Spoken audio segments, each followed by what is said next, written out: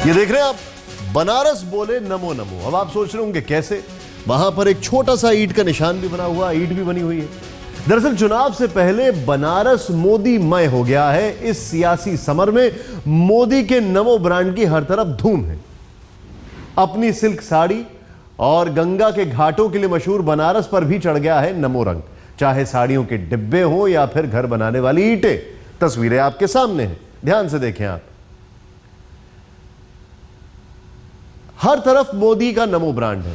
अपने अलग मिजाज और अंदाज वाले बनारस शहर की गलियां और घाट तो पहले ही मोदी के नारों और स्लोगन से और पोस्टरों से पटे पड़े हैं, लेकिन घाट के किनारे बनने वाली ईंटों पर भी चढ़ गया है नमो का नाम। इतना ही नहीं, बाजार में नमो नाम वाली ईंटों की मांग भी जोर पकड़ने लगी है। ऐसा ही कुछ नजारा साड़ी बाजार का है, जहां बिकने वाली साड़ियां चाहे सिल्क की हो या फिर कोई और, हर साड़ी के डब्बे पर आपको मोदी का नमो ब्रांड चमकता दिखेगा ही। यह मार्केटिंग का तरीका है या फिर लोगों का प्यार है, क्या कहेंगे आप इस पर? साड़ी किसी ब्रांड की हो लेकिन आपको डिब्बा नमो ब्रांड का ही मिलेगा। नमो ब्रांड को लेकर वाराणसी के कारोबारियों और लोगों में किस कदर क्रेज है, इसका जायजा लिया हमारे संवाददाता अनुराग ढांडा ने। बनारस की गली गली में ही नहीं बल्कि बाजारों में भी मोदी छाए हुए हैं। बनारसी साड़ी बनारस की शान है और अब ये बनारस की शान नमो के डिब्बों में नजर आएगी। आप देखिए, इस तरीके के डब्बे आजकल बाजार में छाए हुए हैं बनारस के, जहां पर नमो, नरेंद्र मोदी की तस्वीर के साथ नमो लिखा है और इन डब्बों को लगातार बाजार में चाहा जा रहा है। बहुत ज्यादा डिमांड इन डब्बों की हो रही है और हम इस वक्त एक ऐसी फैक्ट्री में हैं, एक ऐसी प्रिंटिंग प्रेस में हैं जहां ये डब्बे तैयार किए जा रहे हैं। मोहित हमारे साथ हैं, जो ये पूरी जो ये तमाम मशीन्स इनकी हैं और ये डिब्बा इन्होंने ही तैयार किया है। इनसे पूछते हैं, मोहित, किस तरीके की डिमांड इन डिब्बों की है और कैसे आपको ये आइडिया आया कि बनाना चाहिए? नहीं, डिमांड तो इस समय बहुत ज्यादा है। Let me tell you a truth, we were going through a very bad patch. इस समय बॉक्सेस की हालत बहुत खराब थी। साड़ी market was in a very bad patch. इनके सिर्फ नाम की वजह से क्रेज इतना ज्यादा हो चुका है कि हम लोग की डिमांड बहुत शूटअप कर गई है। सिर्फ डिमांड शूटअप करने से फायदा ये भी समझ में आ रहा है कि जो वर्कर्स अपने ओवर टाइम नहीं कर पा रहे थे, उनके घर में 2 रोटी अभी घर में ज्यादा आ रही है, which is a good sign. You can see what Namo factory is making a fact to us. यहाँ पर अगर देखें हम तो लगातार यहाँ पर यही डब्बे बन रहे हैं, इन्हीं का काम लगातार चल रहा है। यानी मार्केट में डिमांड बहुत ज्यादा, और जैसा मोहित बता रहे हैं कि बनारस में खासा पसंद भी किया जा रहा है इस तरीके के डिब्बों को और क्लाइंट्स बहुत ज्यादा हैं। लेकिन मोहित, सबसे बड़ी चीज कि आपको आइडिया कैसे आया ये इस तरह के डब्बे बनाने का? ये आइडिया बेसिकली हम लोग के ग्रुप में मेरे भाई साहब हैं, वैभव कपूर एंड रोहित कपूर। उन्होंने ये करीब मेरे को 7-8 दिन पहले ये आइडिया किया कि भाई we should also contribute our bit. सब सपोर्ट कर रहे हैं इसमें नमो को। Namo is a national figure right now, everybody is doing their bit, so this can be a bit from our side to support Modi and that is how it come up. Yes, idea click कर गया।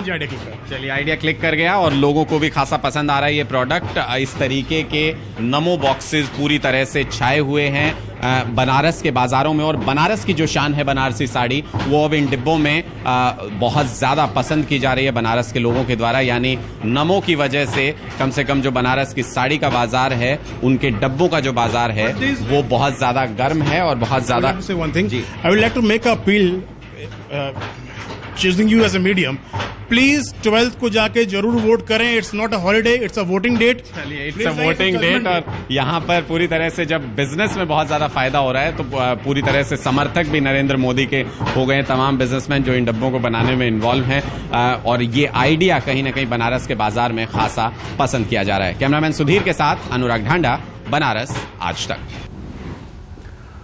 What an idea sir जी। लेकिन मजे की बात यह है कि प्रियंका कहती है कि कोई मोदी की लहर नहीं है। बीच बीच में अरविंद केजरीवाल भी 1-2 बार बोल चुके थे ऐसी कोई लहर नहीं है। हालांकि अभी वो अमेठी की ओर है, लेकिन वाराणसी ये सब हाल देखकर उनको लगता है जल्दी जाना पड़ेगा। वाराणसी में सिर्फ साड़ी बाजार में ही नमो ब्रांड का दबदबा नहीं है, अब तो ईंट कारोबारी भी उनके नाम को भुनाने में लग गए। हमारे संवाददाता अनुराग ढांडा ने इसका भी जायजा लिया।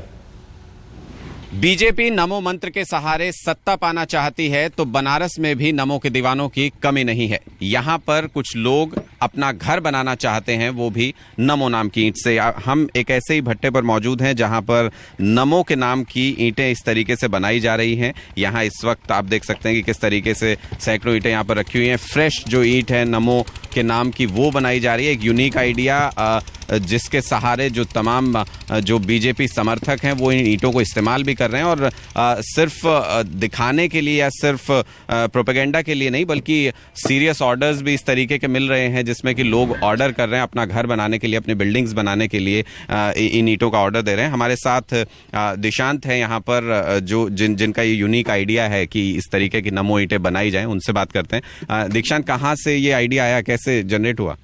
देखिए, पहले तो मैं निवेशक प्रकोष्ठ का यहाँ पे वाराणसी महानगर का संयोजक हूँ, और उसके बाद एक मीटिंग में, हम लोग की एक मीटिंग हो रही थी, उसमें बड़े भाई जैसे हैं हमारे वैभव कपूर जी, वो एक सैंपल लाए थे सूरत से नमो अगरबत्ती का। तो वो देखने के बाद हम लोग का डिस्कशन हुआ कि कुछ हमें भी कंट्रीब्यूट करना चाहिए, तो उसमें तो आइडिया यही निकला कि व्हाई नॉट अ ब्रिक। नमो समर्थकों को लगता है कि उनकी नैया भी नमो के नाम के सहारे ही पार होगी। कैमरामैन सुधीर कुमार के साथ अनुराग ढांडा, बनारस आज तक। वैसे बात भी सही है, एक एक नमो की ईंट लगेगी तभी तो दीवार खड़ी होगी। चलिए अब आपको ले चलते हैं बनारस, जहां गंगा के किनारे बीएचयू के छात्र और प्रोफेसर दोनों मौजूद हैं।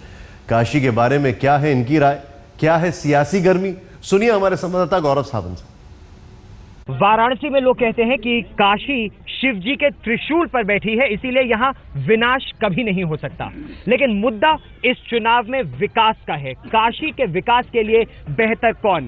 काशी हिंदू विश्वविद्यालय के प्रोफेसर और छात्र इस समय गंगा घाट पर, 80 घाट पर बैठे हैं, गंगा नदी के तट पर। प्रोफेसर कौशल किशोर मिश्रा हेड है पॉलिटिकल साइंस डिपार्टमेंट के। प्रोफेसर साहब, काशी के विकास के लिए सबसे बेहतर कौन?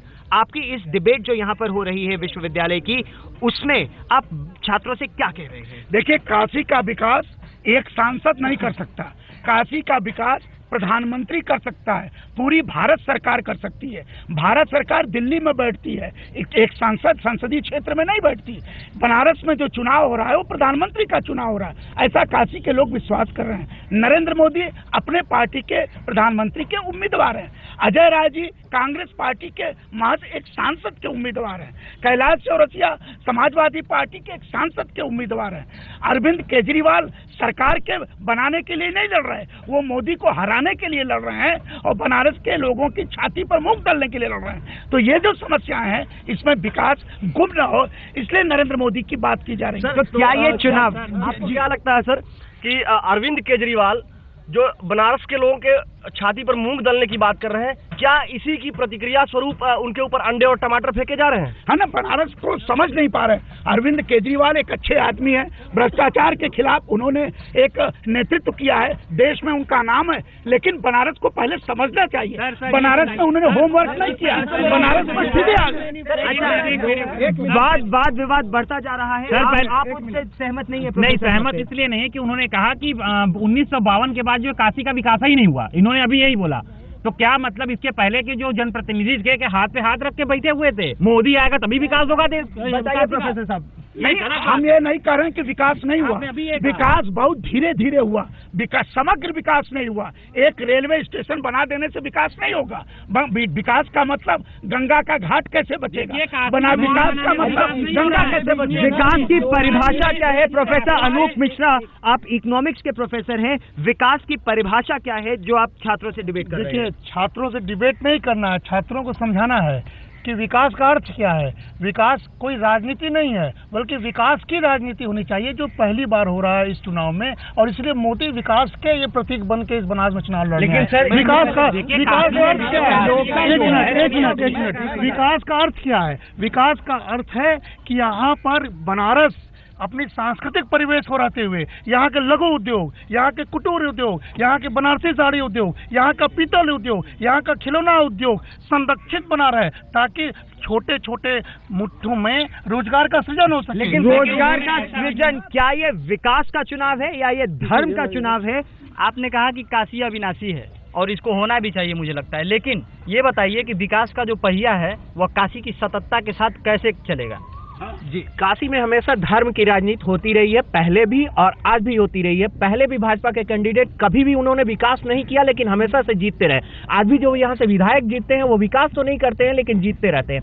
यहाँ मुस्लिम और हिंदू वोटों का ध्रुवीकरण किया जाता है, और देखिएगा अंतिम दिन भी चुनाव में यही होने जा रहा है। हिंदू वोटों को पोलराइज किया जाएगा और पोलराइजेशन हो रहा है। एक मिनट देखिए, है क्या जब तक मुख्तार अंसारी यहाँ पे खड़े थे लग रहा था जो हिंदू और मुस्लिम वोटों का ध्रुवीकरण होगा, लेकिन कल का पेपर यदि देखेंगे, जो आज सुबह पेपर आई है, उसमें मुख्तार अंसारी के जो भाई हैं अफजाल अंसारी, इन्होंने मोदी का समर्थन किया है, कहा है कि मोदी बिल्कुल जीतेंगे, 30 में से 28 सीट लेके आएंगे। तो ये ध्रुवीकरण कहाँ है? ये मुस्लिम वोटों, ये इस बार के चुनाव में मुस्लिम वोट जो है वो पूरी तरह भ्रमित हो चुका है। अब तक ये था कि मुख्तार अंसारी उनके जो है प्रतिनिधि वो माने जा रहे थे। अफजाल अंसारी के बयान से ऐसा लगता है कि मुस्लिम किधर जाए कि वो नहीं पता। क्या विकास की राजनीति है? क्या विकास पर है ये चुनाव, या धार्मिक ध्रुवीकरण हो रहा है? कि यहाँ पर यह कहा जा रहा है करीब 3 लाख ब्राह्मण वोट है, 1.5 लाख भूमिहार वोट है, लगभग 1.25 लाख या 1.5 लाख मुस्लिम वोट है। राजनीतिक धार्मिक ध्रुवीकरण है।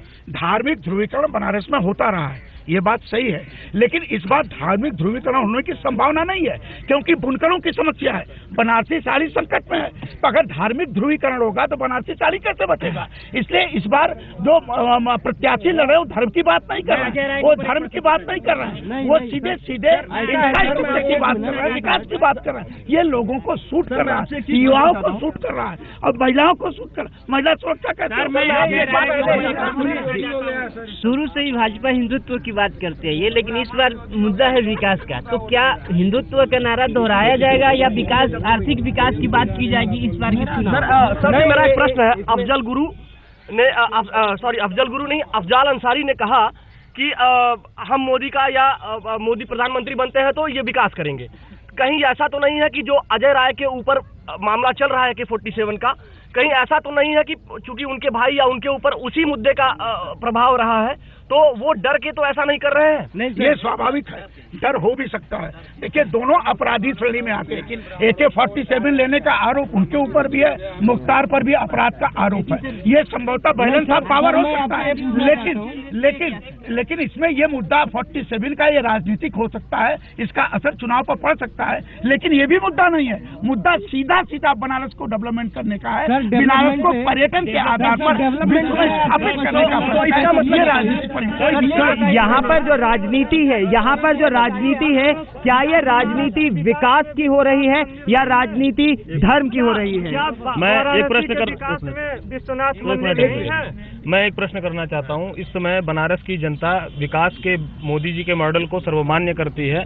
सभी लोग जानते हैं कि वो विकास स्वरूप इस समय है, लेकिन इस समय जनता दुविधा में इसलिए है क्योंकि वो 2 जगह से चुनाव लड़ रहे हैं और बाकी प्रत्याशी इस प्रकार के उनके ऊपर आक्षेप लगा रहे हैं कि बनारस का सदा से तिरस्कार किया गया है। बनारस का क्या तिरस्कार इससे पहले हुआ है, और क्या अगर मोदी बनारस छोड़ते हैं तो बनारस का तिरस्कार? देखिए उन्होंने सवाल तो बहुत जायज उठाया। बनारस के लोगों में ये बात है कि बड़ोदरा और काशी में मोदी का कौन सा रखेंगे।